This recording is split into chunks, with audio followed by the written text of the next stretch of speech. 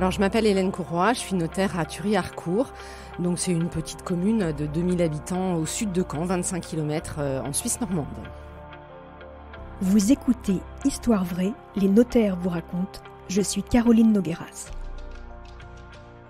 Alors, c'est l'histoire de Bertrand et de Julie que je rencontre à l'étude un vendredi soir au mois de septembre. Donc, dernier rendez-vous de la semaine. On est plus détendus, eux et moi. Julie, c'est une femme qui est petite, blonde, très dynamique, très pétillante, vraiment très très agréable. Le contact passe tout de suite entre nous.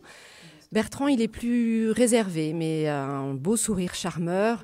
Ils semblent vraiment très unis et très bien ensemble.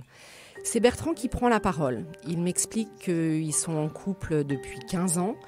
Il a rencontré Julie alors qu'il était marié. Ils se sont rapidement installés ensemble. Julie a très rapidement également contribué à rembourser l'emprunt de la maison dans laquelle il vivait. Son épouse était partie. Il s'est passé quelques années pour que son divorce à lui soit régularisé. Et c'est grâce à Julie qu'il a pu faire un nouveau crédit pour payer à son ex-femme la somme qui lui était due et conserver la maison. Donc voilà la situation. Julie et Bertrand payent ensemble un crédit depuis 15 ans et Bertrand souhaite absolument que Julie devienne propriétaire avec lui de la moitié de la maison. C'est sa préoccupation principale. Julie paye, mais est-ce qu'il y a quelque chose, un contrat entre eux, des preuves du paiement ? Justement, il n'y a pas de contrat. Alors Julie fait un virement sur le compte de Bertrand, le compte où est prélevé l'emprunt par la banque. Mais il n'y a pas d'autre preuve que ce virement sur le compte de Bertrand. Et il se tourne vers moi pour savoir quelle solution juridique on pourrait mettre en place. Donc je leur explique que Bertrand peut vendre la moitié de la maison à Julie. Alors elle n'aurait pas de prix de vente à payer puisqu'elle a déjà rembourser la moitié du crédit et puis elle va s'engager à payer la moitié du reste du crédit jusqu'à la fin. Il restait encore 10 ans de crédit à payer. Il était également possible qu'il se marie et que Bertrand apporte la maison à la communauté dans un contrat de mariage. Cela permettait de résoudre le droit de propriété de la maison, ils en seraient devenus propriétaires tous les deux, et puis de les protéger, parce que Bertrand et Julie n'étaient que concubins, il n'y avait aucun lien juridique qui les unissait. Ni pacsé, ni marié. Ni pacsé, ni marié. Donc même la vente n'aurait pas résolu la protection en cas de décès. Et puis à minima, je leur dis qu'il faut quand même obligatoirement faire une reconnaissance de dette pour avoir un contrat qui constate que Bertrand a une dette envers Julie qui rembourse la moitié du crédit de sa maison. Se pose en fin de rendez-vous la question des frais, combien ça coûte de faire tout ça. Comme il s'agit d'un bien immobilier, il faut transférer la propriété d'un bien immobilier qui appartient à Bertrand et Julie, donc il faut évaluer la maison. Donc c'est une très belle maison, la valeur est assez importante et donc moi tout de suite je sais que les frais pour ce qu'ils souhaitent faire vont être importants. On a une fourchette des frais ? C'est quoi important dans ce genre de maison ? Il y a des droits de mutation, d'enregistrement. Donc sur une maison qui vaut 350 ou 400 000 euros, il y a des frais qui sont près de 10 000 euros. Qu'ils ne sont peut-être pas prêts à mettre à ce moment-là. Qui ne sont pas prêts à payer. L'apport à communauté, mais qui sous-entend de se marier, sont des frais beaucoup moins importants. On était de l'ordre de 2 500 à 3 000 euros pour l'apport à communauté. Donc, ils m'ont dit qu'ils allaient réfléchir et qu'ils allaient me recontacter très rapidement. Et effectivement, très rapidement, 2-3 jours plus tard, je reçois un mail de Bertrand qui me demandait de préparer la reconnaissance de dette.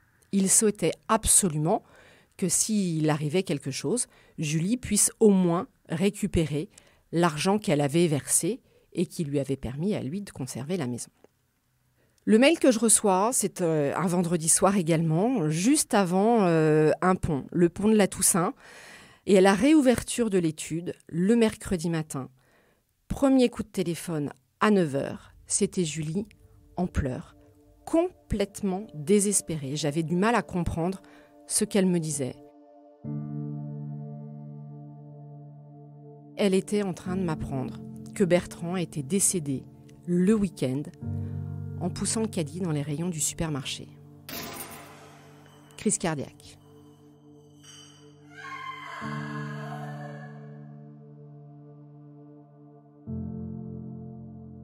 Bertrand avait 53 ans.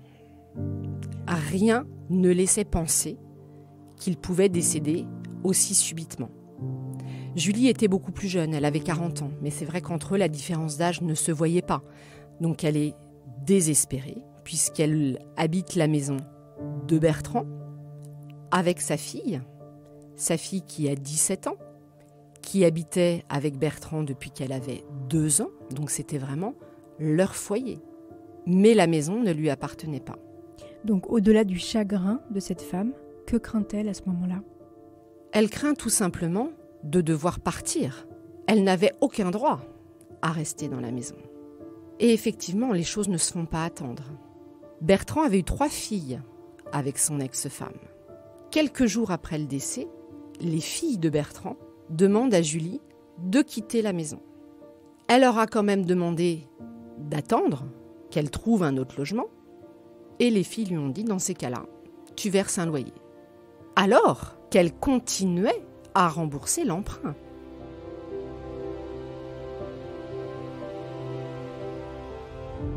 Julie est venue me voir à l'étude quelques jours après le décès pour savoir à quoi s'attendre. Et là, elle m'a dit quelque chose qui m'a énormément marquée. Parce que c'était la compagne de Bertrand, donc elle a essayé d'entamer les démarches nécessaires après le décès. Elle a contacté la banque, puisqu'elle remboursait toujours l'emprunt. Elle a contacté les assurances, elle a contacté l'employeur, et à chaque fois, la porte s'est fermée. On lui a demandé « Mais qui êtes-vous » ? Le conjoint ? Non. Le partenaire pacsé ? Non. Eh bien, vous n'êtes rien dans la succession. Vous n'êtes pas héritier. Et elle m'a dit, c'est comme si notre vie, 15 ans de vie commune, n'avait pas existé.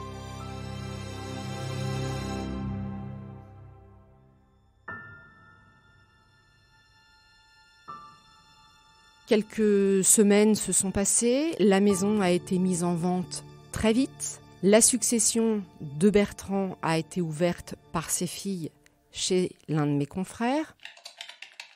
Les mails que je fais à mon confrère restent sans réponse, à savoir si les filles de Bertrand acceptaient de reconnaître la dette envers Julie. Est-ce que Julie allait pouvoir récupérer cette somme d'argent, sachant qu'on n'avait pas signé de reconnaissance de dette ? Bertrand m'avait demandé de la préparer, mais il est décédé 3 jours plus tard.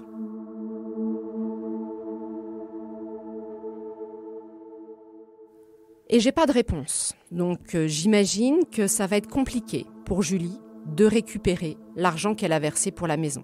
Donc lorsque la maison est mise en vente, on trouve un acquéreur très rapidement, c'était une très belle maison. Donc une promesse de vente est signée. Et à ce moment-là, je conseille à Julie d'aller voir un huissier. L'huissier devait faire une saisie conservatoire de créances, c'est-à-dire mettre de côté le prix de vente de la maison, qu'il ne soit pas versé aux filles de Bertrand dans l'attente du règlement de cette créance, soit amiable, soit judiciaire.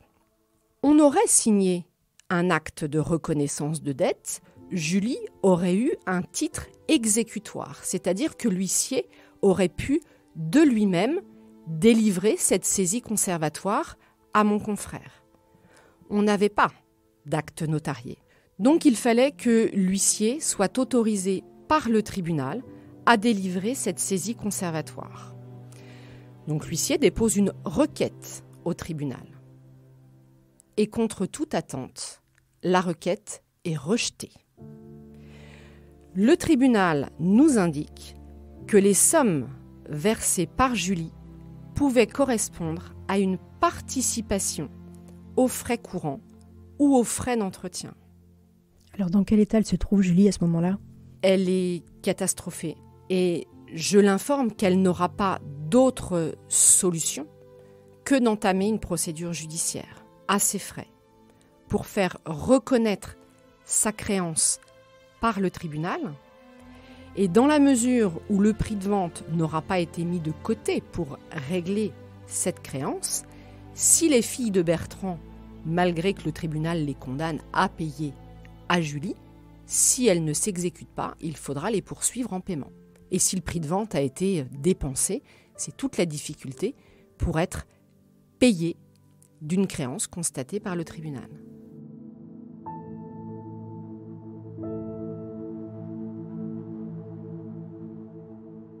Aujourd'hui, ça fait 5 ans que Bertrand est décédé. La procédure judiciaire n'est toujours pas arrivée à son terme. Julie n'a toujours pas été remboursée des sommes qu'elle a payées pour que Bertrand puisse conserver sa maison. La maison a été vendue par les filles de Bertrand et ce sont elles qui ont encaissé la totalité du prix de vente. Julie, elle n'a fait que payer. Ce qui fait mal, c'est encore une fois de savoir que les choses se passent en contradiction totale avec les souhaits et la volonté de la personne qui est décédée. Donc je parlerai de précarité juridique du concubinage. Lorsque un couple acquiert un bien immobilier ensemble ou qu'ils vivent dans une maison qui n'appartient qu'à l'un des deux, qu'il y a une interaction financière, qu'ils payent tous les deux pour leur quotidien, il est indispensable de se renseigner, de venir chercher les informations. Il y a des solutions juridiques, mais il est absolument nécessaire de prendre les choses en main et de se renseigner. Quand on n'a rien prévu, c'est la loi qui impose et on ne peut plus changer les règles de la succession. Hélène, à titre personnel, en quoi cette histoire t'a profondément touchée ? Alors cette histoire m'a profondément touchée parce que déjà on avait un lien particulier avec ce couple que je trouvais très très sympathique. Et avec Julie on avait le même âge. J'aurais pu être à sa place. Et voilà, je les avais beaucoup appréciés et ça m'a fait vraiment très mal de voir Julie dans cette situation-là. Merci beaucoup Hélène pour ce témoignage. Merci à vous. Merci d'avoir écouté cet épisode de Histoire vraie, les notaires vous racontent. Jusqu'où un notaire est-il prêt à aller pour aider ses clients ? Maître Romain Lecordier n'a pas hésité à traverser l'Atlantique, mais pour quelle raison ? Une histoire incroyable à découvrir dans le prochain épisode. En attendant, n'hésitez pas à laisser des commentaires sur ce podcast, sur vos plateformes d'écoute préférées et à en parler autour de vous.